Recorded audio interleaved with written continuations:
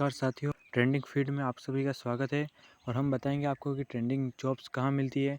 सबसे पहले आज हम जो नई पोस्ट इंडियन नेवी की तरफ से निकली है अग्निवीर की, उसके बारे में बात करते हैं। उसके बाद हमारा इंट्रो पूरा करेंगे। Indian navy Agniveer SSR MR 2026 recruitment for first and second batch 2027 दोनों के लिए भर्तियाँ वैकेंसी निकल चुकी है।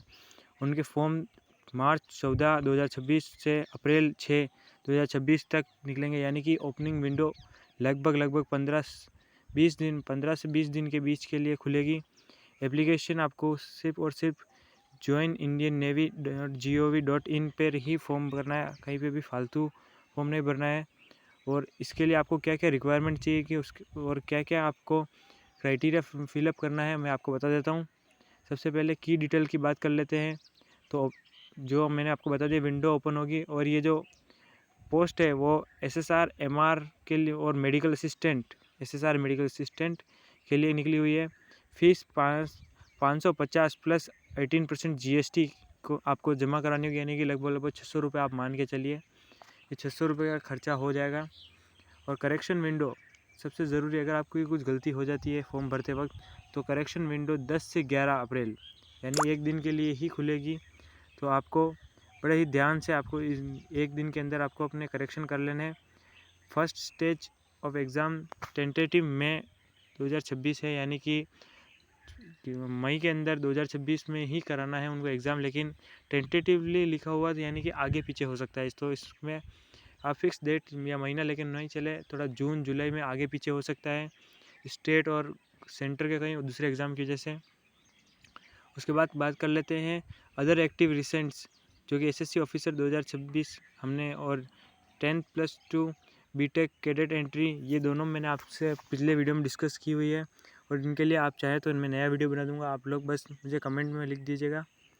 उसके बाद आगे की बात करते हैं। सबसे ज़रूरी आपको न्यू रूल के ज़रूरी पता होना चाहिए कि अनमेरिड इंडियन सिटीज़न होना चाहिए, ठीक है ना। अग्निवीर के लिए अनमेरिड इंडियन सिटीज़न बहुत ज़रूरी है। उसके बाद एज क्राइटेरिया देख लेते हैं हम।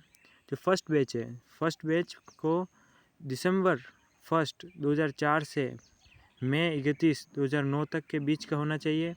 और जो सेकंड बैच का बंदा होगा उसे मई 1 से 2005 से अक्टूबर 31 2009 के बीच का होना चाहिए। इसका ये है तो आपको क्लियर हो गया होगा कि एज का क्राइटेरिया क्या है। लगभग 17.5 से 21 साल के बीच के लड़कों को लेंगे, और लड़कियों का भी यही एज क्राइटेरिया है। तो आप सोच समझ के फॉर्म भरिए।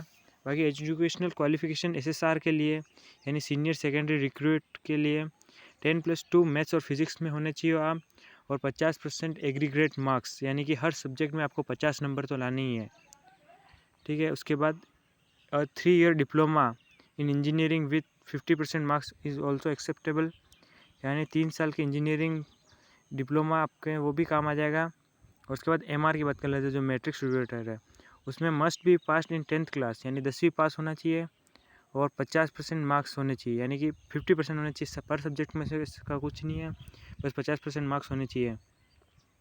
और SSR मेडिकल असिस्टेंट की बात कर लेते हैं, तो 10+2 physics chemistry and biology PCB का होना बहुत ज़रूरी है, मैथ वाला नहीं चलेगा मेडिकल असिस्टेंट में। और minimum 50% aggregate marks, 40% in each subject, यानी कि 40% in each subject, her subject में 40% मार्क्स होने ही चाहिए।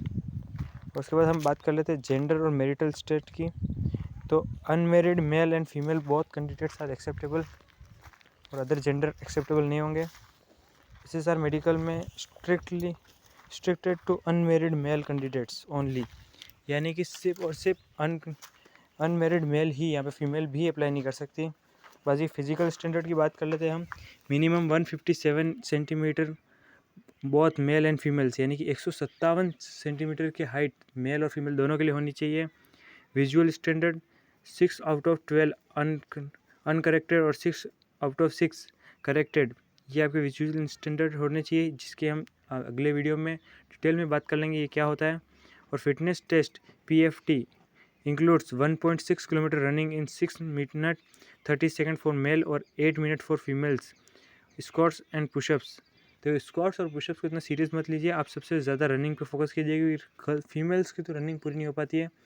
मेल में हाँ कई बार पुशअप्स और स्क्वाट्स का भी फोकसिंग क्राइटेरिया हो जाता है, लेकिन फ़ीमेल के लिए तो सिर्फ रनिंग ही है। बस आज के लिए इतना ही।